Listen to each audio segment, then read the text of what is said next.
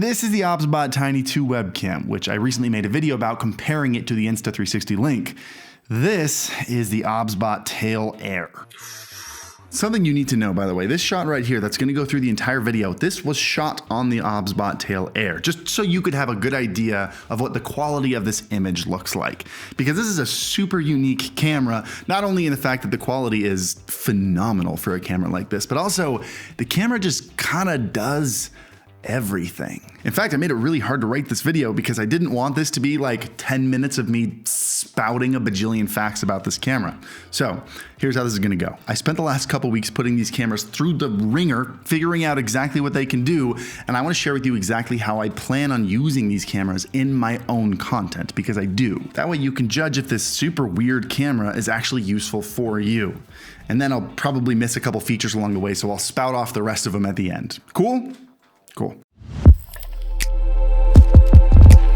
Okay, let's jump into use number one, but first I need to thank OBSBOT for sponsoring the video and also let you know that this video is sponsored. I've let OBSBOT know that I plan on being fully honest with this review, and they're fine with that, but I want you to know that anytime you watch a sponsored review of a product, before you go and buy that thing, you should watch a non-sponsored video first. So enjoy this video and hit the like button if you do, because it helps out a ton, but then once you're done, go and check out another one before you buy this thing. I'll still link to it down below with a discount too. All right, use case number one. I plan on using this as a main camera for streaming and content creation on some of our other desks out there. And if I didn't have a $5,000 camera setup at my setup, I would consider it for my own. As you can see from this shot, this camera's got incredible colors, great dynamic range, and you can see from this room there are a lot of light parts and dark parts, and it's picking them all up incredibly for a camera like this. That comes from the fact that it's got a massive f1.8 lens on there, letting in a ton of extra light, and then it's landing on an equally large sensor absorbing extra light. And all that extra detail is being captured in 4K 30, even HDR, which is what I'm shooting in right now, or 1080-60. It's definitely high enough quality to show off your new Vitruvian waifu t-shirt or sweatshirt that you picked up at senpai.tv. Link to that down below. But to make it super simple as a main camera setup, it's got UVC support built into it, so it's just plug and play with pretty much any computer. And to make it super versatile and useful, I'm sure you've noticed it's on one of those really cool gimbal heads called a PTZ camera, point tilt zoom. So if you ever need to stand up and move around or dance or celebrate getting a win on stream, you can go from a still camera like this, hit a hotkey, and the thing will start tracking you using AI. And by the way, you should know that the tracking on this thing is the best I've ever seen. There were times when I started the tracking when my face wasn't even on screen, and it knew to immediately look up and start tracking onto me. You got a ton of controls over the speed of the tracking, the zoom of the tracking. If you want a tracking camera, this is the one to get. All right, use scenario number two. In my own streaming room in here, I plan on actually putting one up in the corner of the room to kind of get like a full room shot. And I can do that super easily because not only is this thing a USB webcam, but it also has HDMI built into it. So I can send out a full HDMI signal going directly into one of my capture cards. Because you know, like sometimes you get too many webcams and things start to have problems. Just get rid of that with a capture card. Or because I can switch between 3 different preset positions or AI tracking using hotkeys, I can set those hotkeys to my Stream Deck and just press the buttons, it starts moving around, press another button, it locks back onto a preset position that I set. And because it connects to your computer over Wi-Fi, you don't have to have a USB cable running into your PC to control it with your Stream Deck. In fact, if I wanted to move the corner camera to the opposite side of the room, which I can't do with my current camera, I can do that and either have it send the signal over Wi-Fi, or it comes with an NDI adapter and I can plug it into the Ethernet cable down there. Send the whole thing over NDI and still control it with my Stream Deck, or if I want to get crazy, they've even got this, I'm holding it upside down, this remote right here. It's got a little joystick. I can connect it to up to 3 different Tail Air cameras. I can use preset positions. What else can I do? I can start tracking with it. I can start recording with it. I can take a picture with it. Yeah, this will be a corner camera for sure. I might even just put one in each. They sent me 3 of these. And speaking of 3 cameras, check this out. I have all 3 of them watching me right now. Camera 1 is connected over USB. Camera 2 is also connected over USB. And then camera 3 is connected over HDMI into a capture card. All of them going into this laptop. So right now I'm sitting, I'm gaming, I'm talking with chat, and all these cameras are locked on me, but I hit this button on my Stream Deck and suddenly they're all tracking me around the room. All 3 cameras at the same time.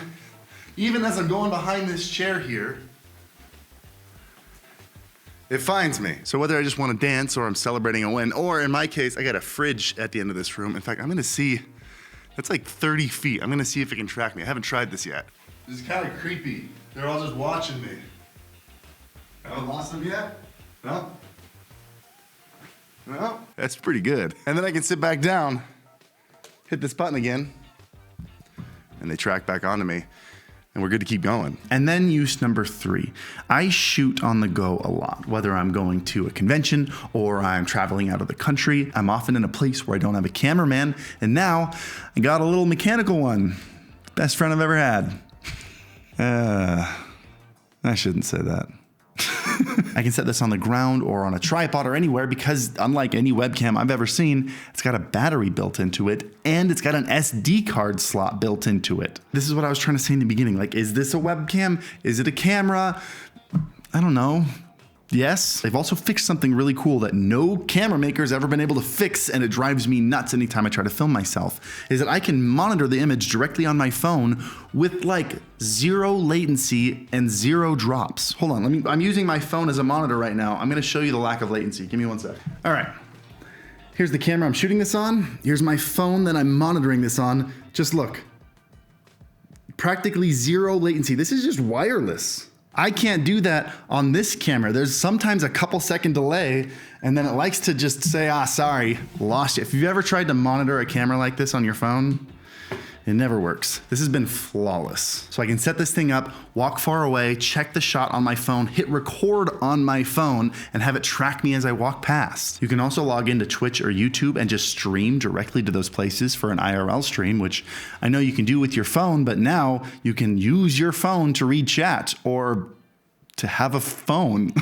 And then they've also added in hand gestures. Like if you do this, it'll start recording. If you wave like this, it'll start tracking. So you don't have to hit buttons or walk up to the camera to do anything. So are you starting to understand why I said this camera can do anything? Like this is a webcam and a camera and a gimbal and a camera person and an AI, like all in one device. But that's not enough for you, is it? No, I understand. It's never enough for you. Let me share with you a more advanced feature. You've got something called director grids, where it'll show you potential shots that you can get on the camera so you can preview them, and then if you like it, you tap on it to change your shot. Or because it's connected to the internet, you can have someone remotely changing the shot of your cameras or multiple cameras. Like we're getting into like full-on production mode. This is why I didn't mention it earlier. That doesn't apply to me, but I know there's someone out there that's like, yes, this is what I've been waiting for. Okay, this little section, that was for you. Director grids, you're welcome. And then also for the streamers with dogs, you can not only track people, you can also track animals and objects. Fun little piece of information for you. I had a really hard time finding anything super negative about this camera. I'd say maybe the only thing is the fact that it's $500. I'd say that's less of a negative because I think it makes sense for what this device is, but it's also definitely gonna price some of you out. And then I would also say that initially setting this up, you have to connect to it with the app. And I like a plug and play situation. Again, I feel like I'm kind of reaching for a negative here. It was a little bit of a complicated setup using the app, but once I got past it, it's been really easy to use. You can even turn it on from the app. I don't know how they do that. It's cool though. But let me know what you think of this thing down in the comments below. And while you're down there, hit the like button because it's free and it helps out the channel a lot. And if you're watching this far into the video, you obviously liked it. Subscribe for more tech content and, you know, go pick up your Vitruvian waifu t-shirt today. And by t-shirt, I mean long sleeve shirt and sweatshirt. Go to senpai.tv, link below. I hope this is interesting. I hope it helped out. And as always, happy streaming.